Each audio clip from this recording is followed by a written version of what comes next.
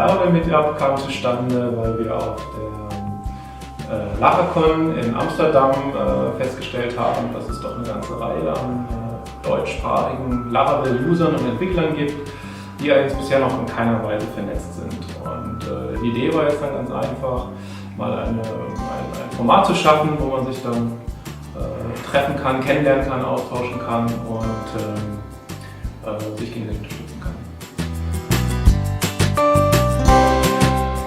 Auf Laravel bin ich aufmerksam geworden, weil wir die Aufgabenstellung hatten, mit PHP Prototypen zu bauen. Und PHP ohne ein Framework entsprach nicht unseren Anforderungen.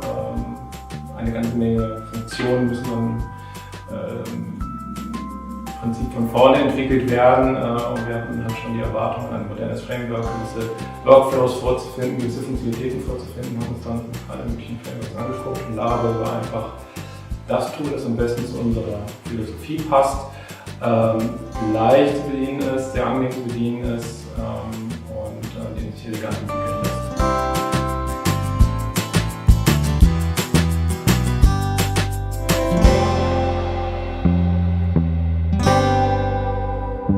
Warum ich heute hier an dem Meetup teilgenommen habe, genau der Grund war, dass ursprünglich wollte ich auch bei dem Laracon einfach mal mit das anschauen, habe es nicht geschafft, um einfach mal so ein bisschen Kontakt aufzuknüpfen zu Leuten, die gleiches Interesse haben. Weil ich denke, es ist teilweise schon einfacher, jetzt nicht anonym in Forum Fragen zu stellen, sondern vielleicht auch so ein kleines Netzwerk aufbauen zu können, wo, wie gesagt, Leute, die mit Laravel sich auskennen, auch mal so ein bisschen, also ich bei der Arbeit schreibst du einen per E-Mail an, der vielleicht eher antworten kann, der kennt dich, da ist ein bisschen mehr Verbundenheit vielleicht und halt auch deutschsprachig, was es manchmal vielleicht auch einfacher macht, weil die Krankenhauer sind eher englischsprachig.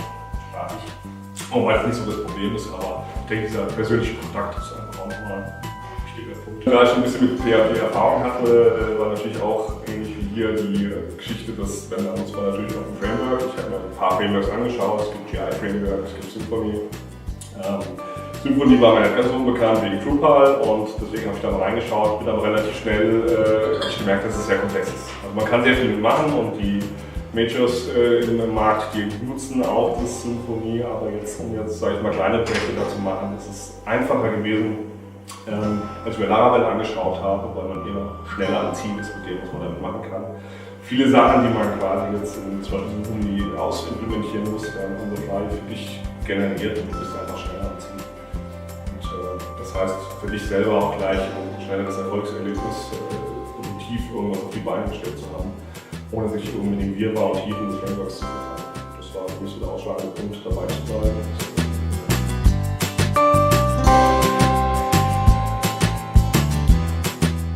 Die Planung für nächstes Jahr sieht so aus, dass wir mit diesem ersten Meetup erstmal die Grundlage gelegt haben, jetzt einfach mal so ein paar andere Kontakte geknüpfen konnten und im neuen Jahr das Ganze dann in ein richtiges Format überführen. Dass wir ein Schwerpunktthema anbieten, das dann vorgestellt wird von einem Teilnehmer aus der Community, wie das dann besprochen werden kann und dann auch weitere Themen in einer allgemeinen Runde dran.